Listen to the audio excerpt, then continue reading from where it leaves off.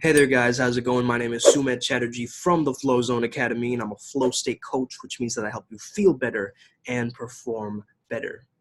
Today I want to speak about a mindset that holds back a lot of people. Now this happens more commonly in my male clients, but I've seen female clients delve there too.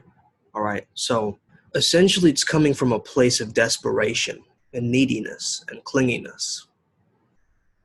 And it comes from the fact that we grow up in a kind of very humble, modest, sacrifice yourself environment. Now, Bengali households have this a lot, okay? This is where I've grown up as well. And I understand that there is a very, very self-sacrificial mindset. Do everything for everybody else. Don't do anything for yourself. That's wrong. That's selfish. That's egotistical. That's conceited.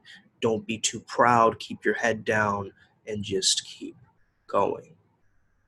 So when you're born with that kind of mindset, you start to step into this kind of people pleaser mentality of the fact that I can't offend anybody, and that any little comment that somebody makes about me, any little negative comment, I'm going to take it personally, I'm going to take it critically, and I'm going to lash out and punch back and get really, really in my own head and start reacting.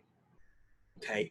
Now, I'm not saying that this is you, but you must have clicked on this video for a reason. So let me tell you like how you can kind of step out of this fixer mindset, because I've been able to really deconstruct this and be able to actually create a way out of the maze, okay? It's very simple, the solution to this, but it's understanding your own worth and understanding your own value, okay? Not from an entitlement standpoint, but really understanding yourself and who you are, and not stopping learning, not stopping your growth. And secondly, continuing a winning streak each morning, continuing crushing it each day, right? Showing up and doing the thing. So have you ever had this before? Like, you want something for someone more than they want it for themselves. You want them to change more than they themselves want to change. That's a recipe for disaster. All right. Now you can persuade them, you can influence them, you can try all the things that you can do. But if you're giving too much, there is such a thing as giving, over giving, right? You're draining yourself for somebody else who isn't giving. Maybe they're just giving their 20% and you're giving 100%. You know, there's a Zen concept. It's from a Taoism, and it's from Tai Chi actually. So the concept is you want to give 70% in whatever you're doing and keep that 30% back as energy, as essence, as life force, as fuel, so that you can give yourself that glow. If you're overworking, if you're over pushing, you're going to feel depleted and you're going to stop working completely. You're not going to be able to keep that maintenance or any of that consistency. So whatever it is you do, give it your 70%.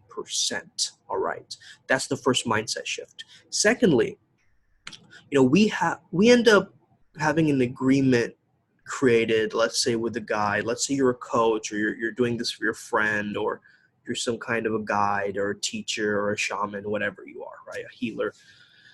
You're going to have to step in and have a standard for them. However, at the same time, you want to keep a standard for yourself. You are a professional after all. Okay, you are a friend to them, but if you are a practitioner, you want to still keep a bit of a distance from them, because the thing is, it's not friend, friend to friend. It's not a friendship, it's mentorship. You get what I'm saying? So friend to friend is a different interaction. I agree with you. And there can be a lot of value exchange with friends too. It's like your friends actually give you some stuff in return. And that's a great friendship too, because it's like, you're both there to support each other.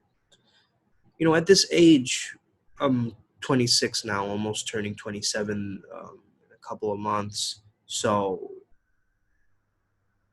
at this age, I'm not looking for friends.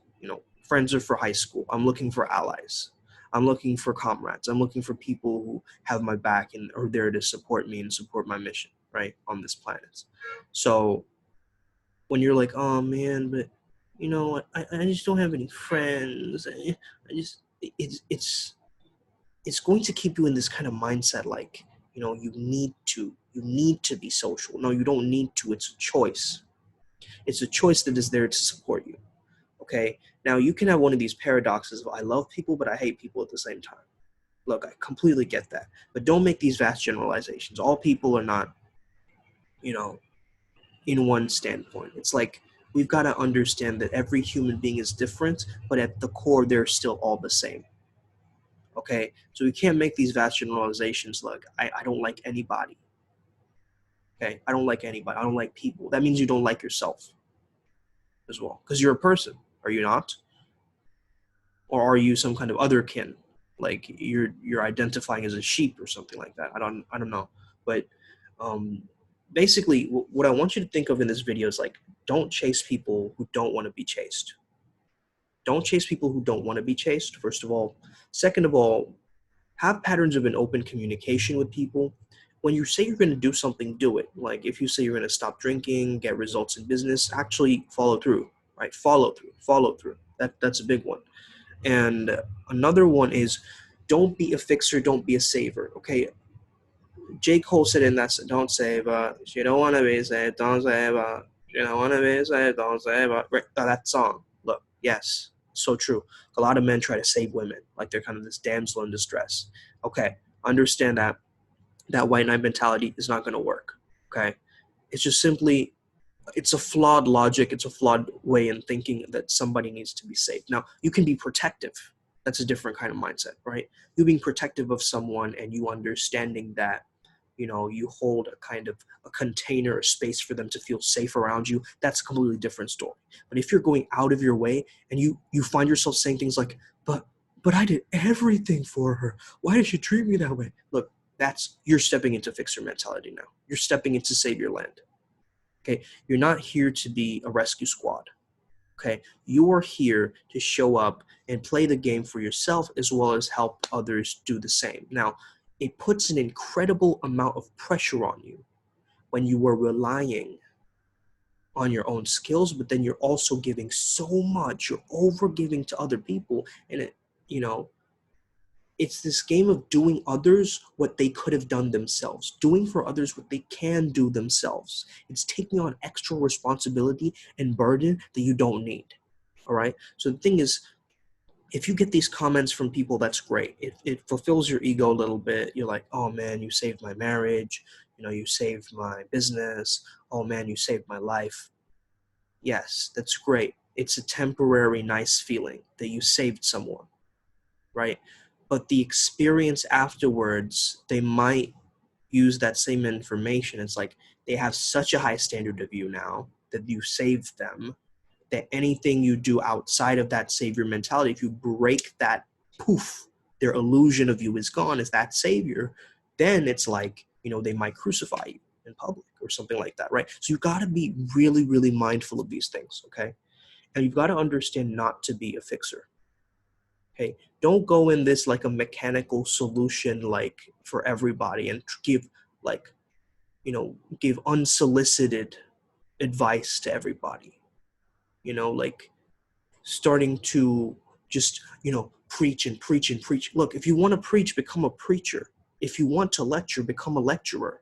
But don't go around telling people all of these different ideas. Like these videos, like you watch them based on like, I'm giving you a choice to click on this video or to click off, right? I'm not screaming through a megaphone so everybody in the universe can hear me.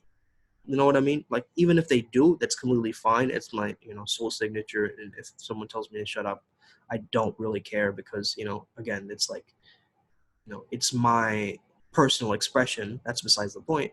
But if you're going out of your own way to try and save somebody, it's going to put so much pressure and so much expectation on you that it's going to mess you up from the inside, okay? So you've got to set your boundaries. You've got to be very understanding with yourself. You've got to understand the greatest learning happens from you yourself, right? Somebody else, their learning is also going to happen from themselves. You can watch these videos and learn, but you're just taking little nuggets and perspectives from me. You get what I'm saying? So the real learning actually happens when you're practically doing something with the information, or you're actually getting some kind of resonance or vibe from these videos, right? Some kind of value that you're squeezing out from this. But at the same time, if you're looking for someone to rescue you, or if you're the rescuer, you're stuck in a victim mentality, right? You're stuck in a hopelessness mode where I'm stuck, I'm in a position where I'm totally messed up, nothing is working for me, right? It's a way of thinking about life itself, which you have to slowly start to rewire, right? Neurons that fire together wire together. So you've been falling into the same patterns, and so it's been creating a very, very, very strong pattern. It's like the more you do it, the more patterns you step into, the stronger your identity becomes based around those habits. And slowly that becomes your life. That becomes a replay mode. That becomes the self-sabotaging loop. And so, but it's not true. It's not true that you need fixing, because you are powerful already. You are not broken, my friends. You are not broken, so you don't need fixing. You are not broken, so you don't need fixing. Okay? You simply need to refine. You need to come back to your core truth. You are the king or the queen that has been sitting by the sidelines and not doing much. But now you've got to recognize that truth that, look, I'm powerful already. I've got to keep learning and growing. I've got to show up. I can't fix everybody.